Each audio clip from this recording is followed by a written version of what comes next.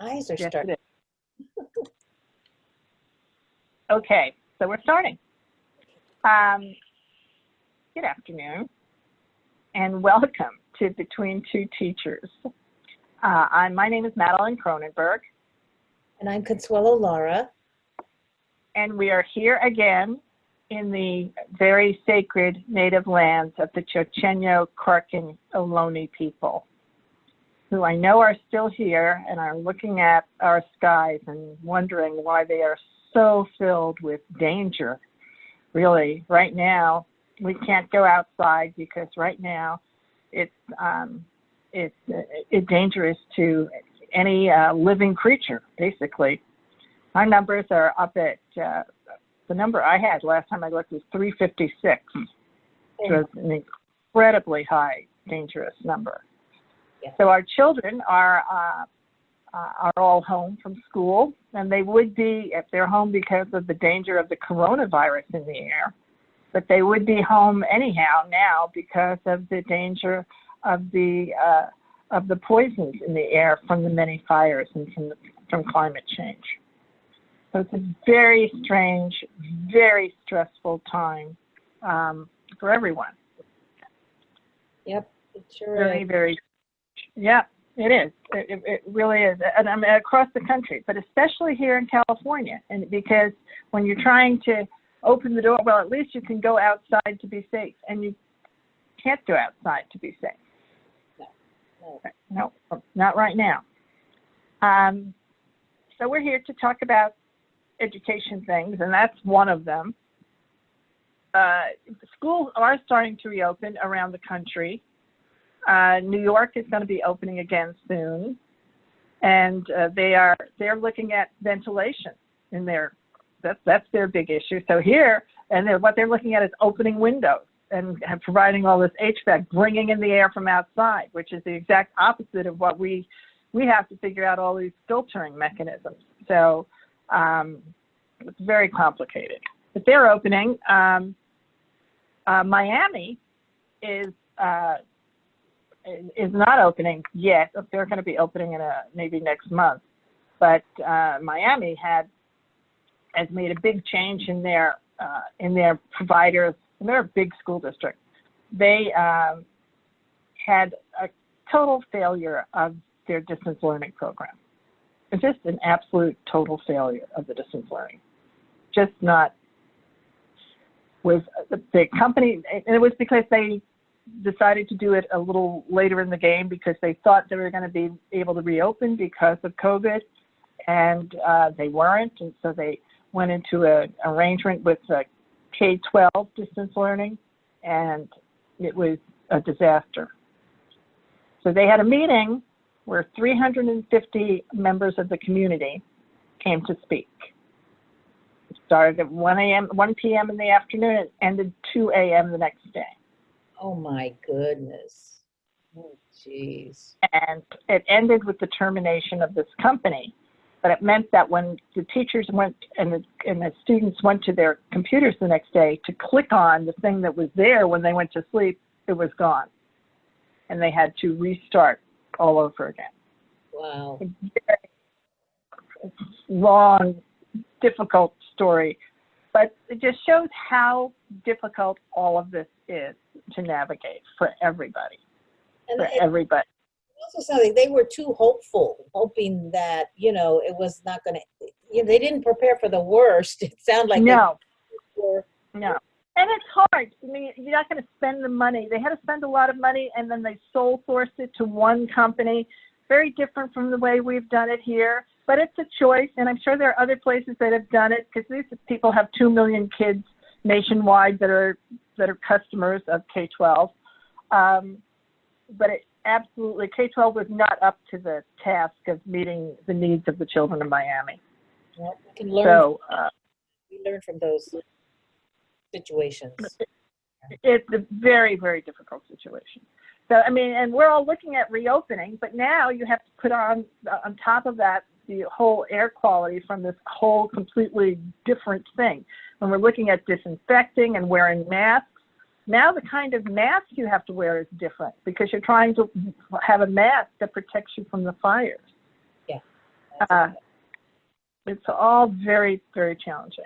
And there have been a number of things done recently about trauma, which is really where we are, is incredibly traumatized. And the Superintendent Thurmond has been involved in, he's been doing a lot of webinars to support teachers and families throughout the state. But he's done quite a few of those. And he's done them on many things, on the district responses, and on equity. There are lots and lots of efforts to try to address equity, which is so incredibly difficult because this really shows the equity problems across America. Yes. Nobody was prepared for this. And in California, the fact that we have now put this overlay on it, even with those who are starting to be able to come back in hubs, well, if you can't even go outside, you can't do anything until the air quality is fixed. Yeah, and the inequities are growing. They're growing. Yeah. Not better. It's very clear. Yeah. Yeah, and we're looking at things now like whether or not the child care problems that come from or the fact that you don't have child care and have to take care of your children, that's now a reason to apply for unemployment insurance in California, which it wasn't before, but it is now. So, and that's definitely COVID related. And I imagine it's going to be fire related. I think that the COVID is looked at as maybe being more long-term than the fires because nobody knows. But the fires are different too. It's not what we had expected before. It's all very different. I was going to talk about, well, just the other thing that's happening is these colleges that are struggling to keep their students in, and all the issues around the behavior of the college students and whether or not that's going to become a super spreader and cause whole communities who may have gotten to the point where they've reduced their COVID rates to then have to go backwards. It's very crazy and very exhausting. I think people are getting exhausted from the whole thing. Yeah, it's exhausting. That's exactly right. You know, it really is coming down to that. I was reading something, National Educators United, which is a group of teacher groups throughout the country who are doing some work to explain, you know, what it is that we really do need in terms of bringing children back. And their big effort is around making sure your schools have clean air and how you can open everything up. And it's so impossible here. So impossible. And yeah. I mean, it's very difficult. So it just shows that the issues in California are different from the rest of the country. Yeah. At least now, right now they are. Oh, that I was just going to say, one of the things that's happened in the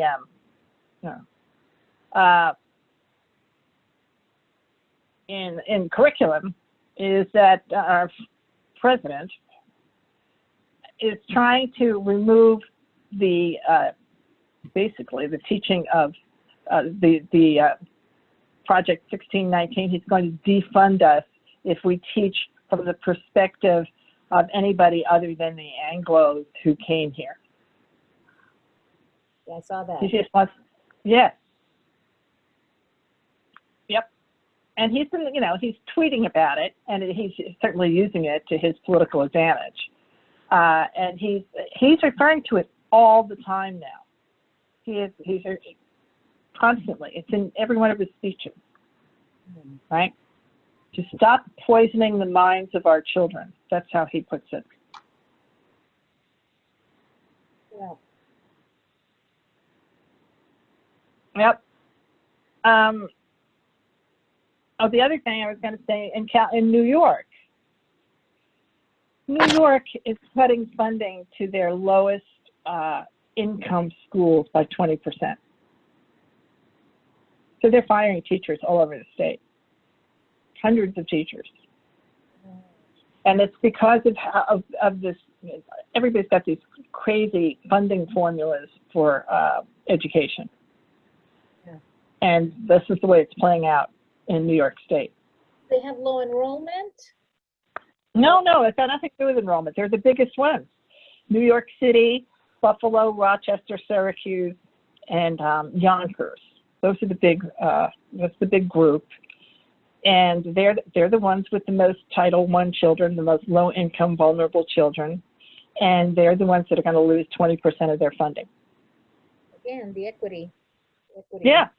Oh, it totally is. And it absolutely is. So there are all sorts of reports. There's certainly pushback on that. So they have something called the Alliance for Quality Education in New York that is working to try to get that stopped. But it is right now in process. It's in Cuomo's budget, right? And he's trying to get the feds to bring in extra money, and that's not going to happen. I mean, all of this now we're just all waiting till November and see who's elected. Yeah. That's what it's about. And then we get to our local folks. I'm going to talk about. Not any better locally either. I'm on the school board, and this is like probably the most dysfunctional, I don't know, I have anything to compare it with, extremely dysfunctional, unstable school board at a time when you need strong, stable leadership. It's not there. 3 individuals, Trustee Panis, President Hernandez Jarvis, and Trustee Phillips have decided that right now we have to start a search for a new superintendent. They made sure, the 3 of them, that when we evaluated him, that he did not get an extra year added and that this is his last year. Okay. But instead of letting that play out to the end of the year, and then let the new board in January start the process no, they want to be the ones. And I think they feel threatened, because this new board, if this slate comes in, that's much more, a team, something different might happen, and they don't want to risk it. So they want to just take control of this and railroad it through with no care at all about the consequences, So last night, and they did get it on the agenda, and I did not want, I'm the clerk. I said no, but the president just persisted and persisted. Oh, it has to be on the agenda. So it was on the agenda, supposed to be the last item of the last section, and they voted, because they have the 3 votes, to put it at the beginning, the first item. And they talked about it for almost an hour. And to them, this was more important than the budget, distance learning, grades, healthy Richmond, all of the business that we have right now. To them, this was more important. That's the kind of judgment and leadership that they provide. So I just want to make that real clear, that this is the 3 of them doing this. And it's to me, it's just horrific. I'm tired, I'm depressed, and I'm just going to say how I feel right now. And it's just sickening. They kept parents waiting. Some parents even said, we've been here for 3 hours, and because you wanted to do this other, but they didn't say that. They didn't. Most of the people who spoke up were Go Public employees or related to Go Public, so they liked the move, But they didn't say specifically who was it that made the meeting just go on and on. And also, the only people who's come to speak are the board candidates these days. They're the only ones who come and talk about it. But I mean, these 3, the one thing they are good at, they're good at creating a hostile working environment. I have to give them that. So that's what they did last night. And it just reminds me of what happened last November when Mr. Panis, Trustee Panis, wanted to fire the superintendent. So it was horrific. We almost lost Hewlett Packard funding.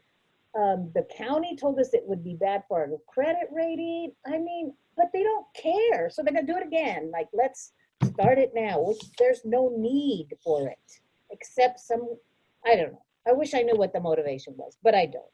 And all I get is, well, we have to do the process. We have to be, and I said to one of them, how does this help children? How does this help our children? Well, I just have to be concerned about the process. It's like a robot. I'm talking to a robot with no feelings, no care, no empathy for our children or workers or anything. So that was disgusting. I'm just, oh my goodness. So that was a big thing. And we finally did get to talking about some other issues, thank goodness. And we did some appointments, etc. And talking about the grades, this was an interesting thing. Well, how many parents were involved in this grading? How many students who were they? What were their names? And this grading, getting the feedback started a long time ago. In fact, it started in spring about the best way to do grading. Right. I don't know where they've been. They're so out of touch. They don't even know how much work people have been putting into this already. So this is the first time they decided to pay attention. Well, who parents? And of course, my opinion, they want Go parents to be there who've been trained, Go employees to be there. That's, I feel like that's who they're talking about. But it just shows how out of touch they are with what's going on in the district. They don't know what's happening with distance learning. They don't know, and they, in terms of the budget, they're just clueless, really. It just really lacks, shows a lack of leadership. And so I'm just going to tell you what I really think. I think you did. And it is, it's all very challenging. And we're now down to it's one more meeting in September, and then there's October, and that's it, right? And this is just the cycle of the political cycle in the school board world, the education world. So we're coming up against that, yeah. And so that's an interesting dynamic that we have to work with.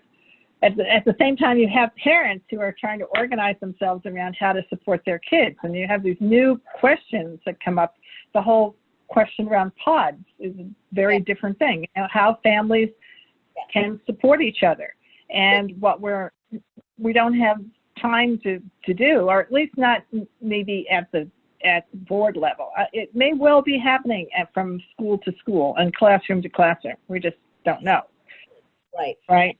But like people, how you're supporting how different families who are trying to organize how they are able to give support to their children is an issue. And the way that the classes were set up, and children were slotted in with certain teachers, had a lot to do with what the expectation that everybody would be in class. And so you have children at certain levels and with certain personality types, people who you wanted to keep together and apart. All of those things were part of how those decisions were made.